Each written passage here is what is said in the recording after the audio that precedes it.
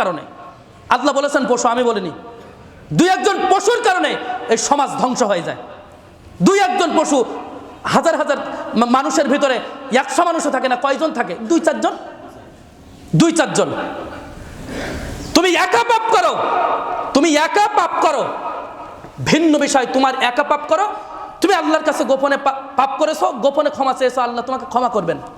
সুবহানাল্লাহ বলবেন না? গোপনে পাপ করেছো, গোপনে ক্ষমা চেয়েছো আল্লাহর কাছে, আল্লাহ কি করবেন? তুমি প্রকাশ্যে যেই কাবিরা গুনাহ করেছো, খবর আছে তোমার।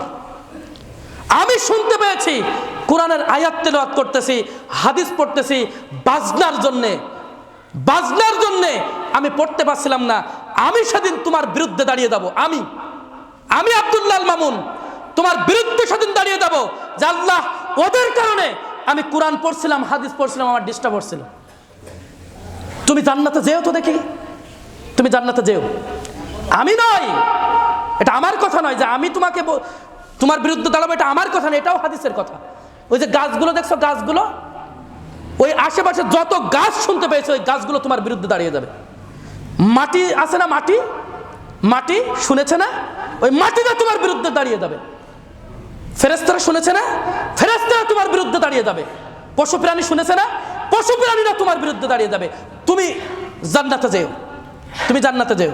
তুমি যে একা একা কানে ইয়ারফোন দিয়ে অথবা বাড়িতে একা একা তুমি গান শুনছিলে না, গান শুনছিলে, বাদ্যযন্ত্র বাজাচ্ছিলে, তুমি আল্লাহর কাছে বলেছো, আল্লাহ আমি অন্যায় করেছি, আল্লাহ তুমি আমাকে ক্ষমা করে দাও। তোমাকে আল্লাহ কি করবে? গোপনেই ক্ষমা করবে। সুবহানাল্লাহ, গোপনেই কি করবে? ক্ষমা করে দিবে।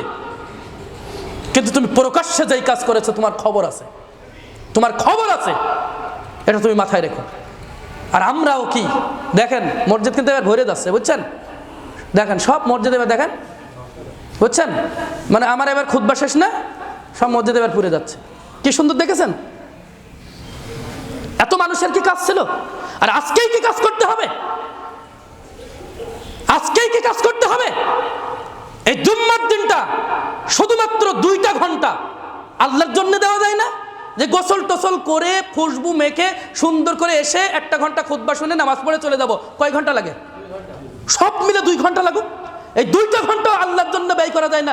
তুমি জান্নাতে যেও, তুমি জান্নাতে যেও, তুমি জান্নাতে যেও। জাহান্নাম কাদের জন্য তৈরি করা হয়েছে? যারা বারবার শুনছে। বলুন জুম্মার দিন কখন আসতে হয়? জুম্মার দিন কখন আসতে হয় বলো? আজানের আগে। বলেছেন কে? আল্লাহ বলেছেন, তার নবীর মাধ্যমে বলে দিয়েছেন, আজানের আগেই জুম্মা মসজিদে জুম্মার দিন যেতে হবে, খতিবের খুতবা মনোযোগ সহকারে শ্রবণ করতে হবে। বলেছেন আল্লাহ, তোমার বারবার বলছি, তোমার কত কাজ, তোমার কাজ দেখবো তোমার মরার পরে।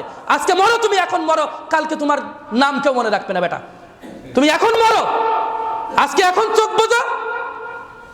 তোমাকে কবরে কত দ্রুত রাখা যায়? কবরস্থানে যাও না, দেখো না, দ্রুত দে। মাইয়াতের লাশ রাখতে নেই, তার মানে কি? ও দ্রুত চলে যাবে, তোমাকে রেখে চলে যাবে দ্রুত।